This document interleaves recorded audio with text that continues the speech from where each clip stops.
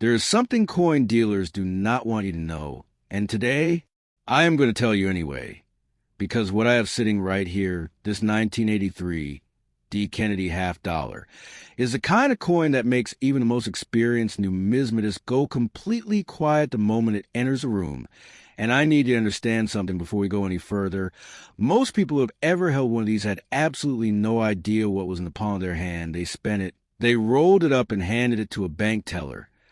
They tossed it into a jar and forgot about it.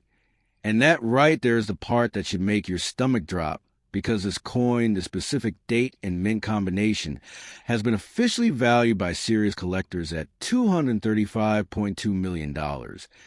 And before your brain tries to dismiss that number, let me put into something you can actually feel. That is enough to buy over 1,000 average American homes outright. That is more than most people would earn across 40 lifetimes of working. Every single day. And the coin that represents that number could be sitting in your house right now without you knowing for even 1 second. So do not move, do not look away, because what I'm about to walk you through is going to completely change the way you look at every half dollar you ever touch again. Now, to really understand why this coin is what it is, you have to go back to 1983, and you have to feel what America felt like in that specific moment. Because this was not a quiet and comfortable year. The country was just beginning to crawl out of one of the worst recessions since the Great Depression. Unemployment had been brutal. Inflation had hammered families across every state, and there was a heaviness in the air that touched everything, including the Denver Mint, where the workers showing up for their shifts every morning were dealing with production pressures and budget constraints that most people on the outside never saw.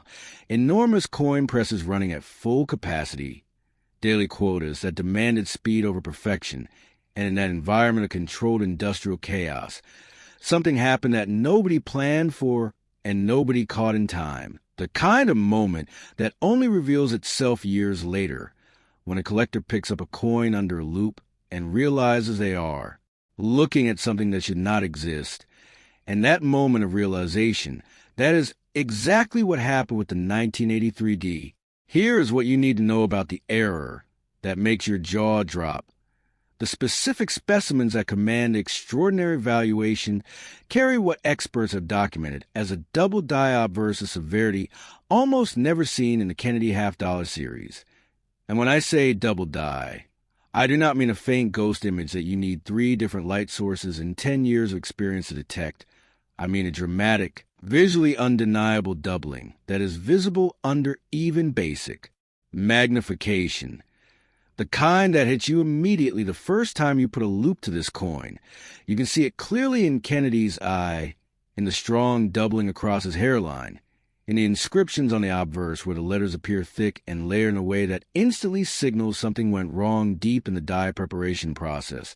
The hub was pressed into the working die, and somewhere in that mechanical sequence, a slight rotation occurred between impressions, locking the doubled image permanently into the die itself.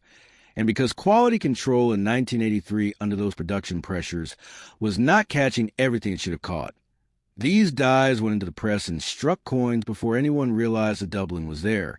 And here's the part that most people never find out. The combination of the double die with the specific strike quality documented on the finest known examples creates a coin that the numismatic world has classified as a condition rarity of the absolute highest order, meaning that even among the error coins that survive, the ones and grades that trigger these extraordinary valuations are breathtakingly scarce.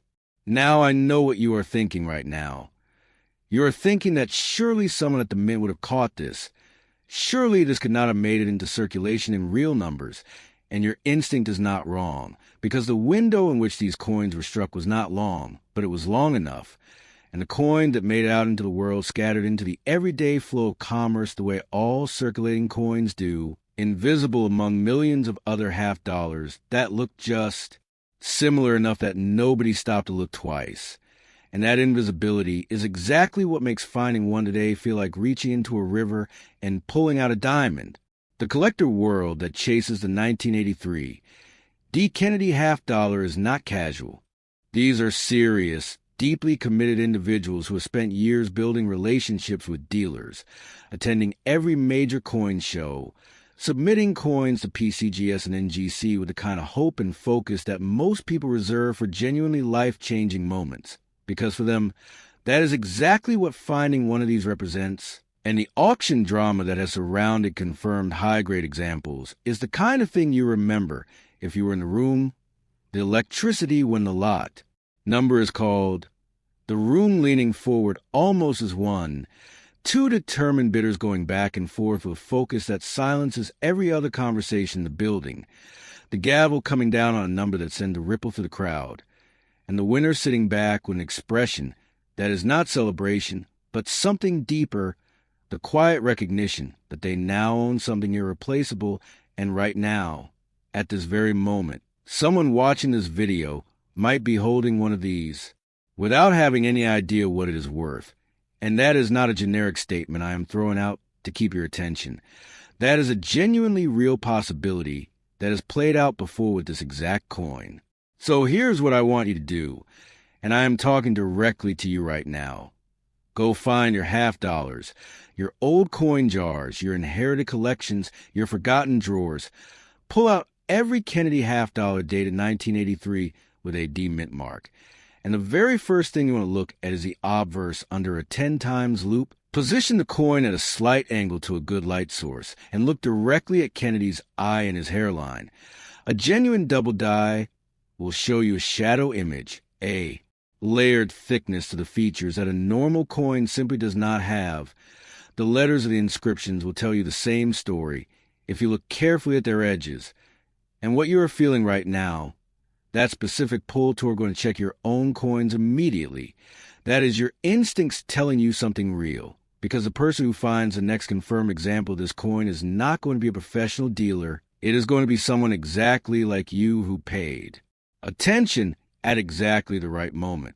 And if today gave you something real, something that most people scrolling past this video will never stop long enough to learn, then do one thing for me. Subscribe to this channel and hit the bell icon, because what is coming to Coin Next Vault is going to be worth every single notification. The coins we are covering, the stories behind them, the specific details that help you actually find these things in your own life. This is not the kind of content you want to stumble back to accidentally. And if you have not seen our video on the 1970 S small date Lincoln cent, go watch that after this, because that coin is still circulating right now. And somebody's going to find one very soon. It might as well be you.